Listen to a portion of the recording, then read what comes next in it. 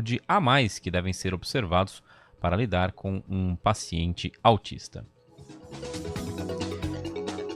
E a gente segue falando sobre o Dia Internacional de Conscientização sobre o Autismo, porque agora a gente conversa com a Elise Helena Batista Moura, que é coordenadora pedagógica do Núcleo de Educação Especial aqui da Prefeitura de Campinas, da Secretaria Municipal de Educação. Bom dia, Elise, obrigado por atender a CBN. É a oportunidade de estar aqui conversando com vocês hoje. Quero também mandar um bom dia aí a todos os ouvintes. E vamos conversar um pouquinho, então, né, sobre a educação inclusiva. É com muito prazer que eu estou aqui hoje. A gente agradece, Elise. E para a gente contextualizar, né? Sabe dizer quantos alunos existem hoje na rede municipal? Há muitos alunos também de educação especial que não são somente crianças com transtorno do espectro autista, né? Mas as com transtorno do espectro autista são o maior grupo, digamos assim, dentro desses atendidos na educação especial? Sim, atualmente, né, na rede municipal, seja educação infantil ou ensino fundamental e EJA, né, atendido pelo município, nós temos cerca de 2.100 alunos público-alvo da educação especial. Dentre estes, atualmente nós temos 1.111 alunos com TEA, né, com transtorno do espectro autista. Isso representa, então, mais de 50% do nosso público-alvo atual. E eu queria também aqui completar esse dado, trazendo aqui que em 2018 nós tínhamos 253 alunos com TEA. Uhum. Então a gente pode fazer uma observação que em 5 anos esse número ele quadruplicou, né? O que é muito, muito interessante assim, a gente analisar, né? Observar esse dado.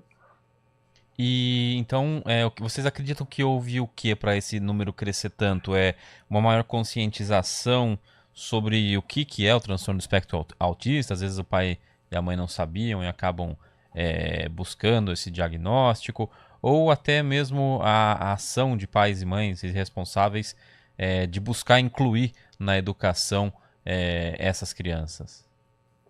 Sim, exatamente. Como nós temos a informação hoje, né, ela tem aí sido uma informação que chega muito mais às famílias, né, e aos profissionais envolvidos, seja os profissionais da área da saúde, da educação. Isso tem possibilitado, né, que esses diagnósticos eles aconteçam de uma forma mais eficaz e também cada vez mais cedo, né, o que também é muito bom. E, então, assim, essa é uma possibilidade de se olhar para isso, né? O porquê desse grande aumento do número. Sabemos também que a forma como é feita a identificação, né, o diagnóstico, atualmente também ele considera 2 aspectos, né? Então, isso ampliou a possibilidade de olhar para a especificidade dessas crianças, né? Que em alguns casos acabava que passava despercebido, né? Então, hoje de fato, esse processo de diagnóstico tem sido mais eficaz e tem contribuído, então, para que essas crianças sejam percebidas e acolhidas aí no âmbito da educação como crianças público-alvo da educação especial. E como que elas são acolhidas? Digamos assim, existem níveis diferentes de transtorno do espectro autista, né? Elas são todas incluídas no ensino regular junto de outras crianças ou há algumas em que há um ensino mais direcionado? Como que é trabalhado isso diretamente em relação a essas crianças? Então, aqui o município de Campinas, nós trabalhamos a partir da educação especial, a partir da perspectiva da educação inclusiva, né? Alinhado às diretrizes do MEC, né, federais. O que isso quer dizer? Que todos os nossos alunos, eles são atendidos sim nas nossas escolas regulares e nas turmas comuns. Esses alunos, então, eles estão juntos com os demais alunos das nossas escolas, porque eles têm o direito de estarem ali, né? Eles fazem parte da sociedade, então eles têm esse direito. E como nós temos, então, um olhar social para a deficiência, né, para essas necessidades, que isso quer dizer? Que a gente olha para a individualidade de cada criança. E não a gente tenta enquadrá-la, ela, né, como antigamente tinha um olhar mais médico, um olhar médico das deficiências, um olhar que, olha, a gente precisa recuperar, a gente precisa corrigir. Não é. Atualmente a gente tem um olhar social para isso, então a gente acredita que o ambiente, né, o contexto social precisa pensar e se adequar para receber as pessoas, as crianças que têm as suas diferenças, as suas necessidades. Então, a escola precisa se preparar, né, seja tanto com profissionais diversos, quanto com formações, e pensar os planejamentos de forma que possa realmente acolher essas crianças para elas estarem incluídas de uma forma efetiva, com a participação plena lá no contexto escolar, né? Então, esse é o nosso grande desafio, o nosso grande objetivo. E como que isso é feito na prática? Os professores recebem treinamento? Há profissionais dedicados exclusivamente ao atendimento dessas crianças? Como que funciona? Sim, a educação inclusiva, né, o primeiro ponto assim, que eu queria colocar, ela é um papel de todo mundo da escola, né? Então, todos os profissionais precisam estar envolvidos nesse processo. Nós temos aqui no município um professor especializado, que é o professor de educação especial. Esse professor também está presente em todas as nossas escolas. Inclusive, esse ano teve um aumento aí significativo do número de professores de educação especial na rede, acompanhando também esse aumento do número de alunos, público-alvo da educação especial. E esse professor de educação especial, então, ele tem o papel de ajudar essa escola a se tornar de fato inclusiva, de pensar, junto com esse coletivo de profissionais, as estratégias pedagógicas que são necessárias para eliminar as barreiras nesse contexto escolar. O que são essas barreiras? Essas barreiras podem ser tanto barreiras arquitetônicas, como barreiras até mesmo atitudinais, ou barreiras tecnológicas, por exemplo, que impedem que essa criança possa estar, né, de uma maneira realmente efetiva, incluída lá naquele contexto. Então, respondendo sua pergunta, a gente tem o professor de educação especial, a gente tem o professor da turma, a gente tem toda a equipe gestora da escola, e fora isso também, a Secretaria Municipal de Educação tem os serviços de apoio. Temos o serviço do cuidador, né, que faz um apoio aos alunos que têm uma necessidade grande na parte da higiene, da locomoção, do autocuidado, da alimentação. E também temos o serviço de apoio pedagógico aos processos inclusivos, em que a gente tem ali, então, um adulto que vai ajudar na relação pedagógica dessa criança na mediação. Mas é importante eu colocar que essa avaliação da necessidade desse apoio é feita a partir da avaliação dos profissionais da escola, olhando essa criança lá no contexto da escola, qual é de fato a necessidade dela. A escola faz a avaliação, faz a solicitação, que passa pelas instâncias da secretaria, e aí esses profissionais são direcionados para a escola. E as outras crianças, os outros alunos, eles também são preparados de alguma forma para saber lidar com essa situação? Falar que o colega tem o transtorno do espectro autista, explicar o que é, tentar explicar para as outras crianças. Vocês também trabalham isso em sala de aula? Então, isso vai depender muito de cada idade, de cada contexto, né? Há situações em que ali algumas especificidades da criança, né, algumas atitudes dela, que é necessário sim explicar para a sala, explicar para os colegas, né? Olha, o amigo, ele faz isso porque ele tem uma diferença, ele pensa de uma forma diferente de você.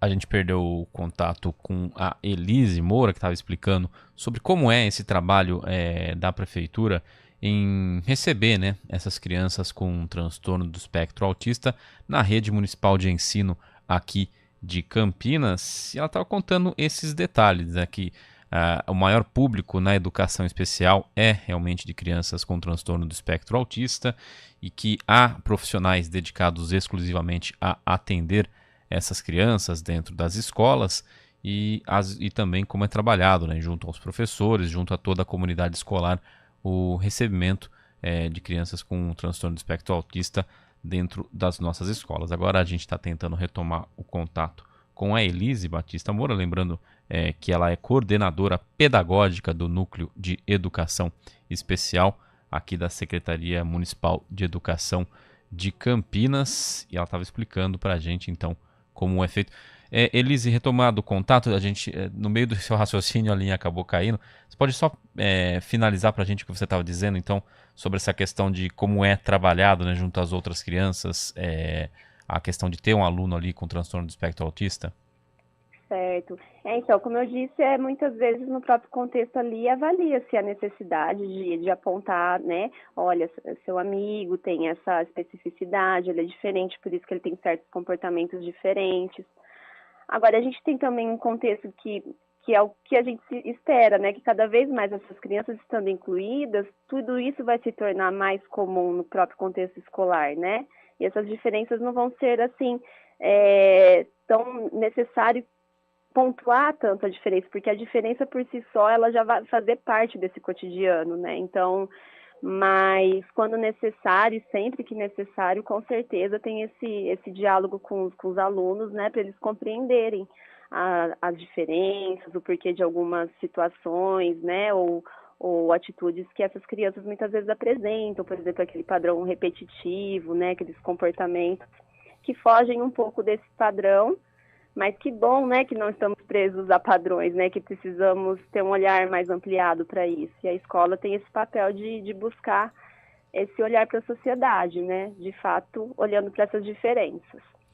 E quando que um pai, uma mãe, um responsável por uma criança, eles percebem que a criança pode ter o transtorno do espectro autista, que tipo de ação elas devem tomar? Elas têm que comunicar isso para a Secretaria de Educação, para que haja ali uma atenção especial. Isso acontece, às vezes o pai e a mãe não sabem que ela tinha, acaba descobrindo que a criança tinha, e aí comunicam posteriormente quando ela já está matriculada. Sim, muitas vezes isso acontece, e os próprios profissionais da educação, como já têm aí a formação nessa área, já têm um olhar aguçado também para olhar, para observar, né? Começar a fazer apontamentos que possam ajudar nesse processo de diagnóstico dessa criança. Então, a escola auxilia também a família nisso, quando a família aponta alguma questão, ou às vezes é a própria escola que chama a família e aponta o que observou, e aí isso é levado, então, para os outros profissionais, né? O profissional da saúde, que vai, a partir também de tudo isso que foi anotado, foi registrado, poder, então, tomar as conclusões ali desse processo diagnóstico. E só para a gente finalizar, Elise, dentro desse contexto, né, de inclusão, as crianças com transtorno do espectro autista conseguem ter um desempenho escolar bom também perto das outras crianças, acaba sendo algo também equivalente ao das demais crianças, ou às vezes é até superior também ou não? Sim, como a gente sabe, como é um espectro, tem vários níveis, né? Uhum. Tem as questões do suporte, né? Tem alguns que precisam do serviço de apoio, outros não. Então, assim, tem alguns que vão aprender com mais facilidade, tem outros que vão ter problemas de aprendizagem, como as demais, como também nós encontramos em outras crianças, né? Então, assim, precisa ser feito assim, um planejamento, um olhar atento a partir tanto da potencialidade dessa criança quanto também das dificuldades dela.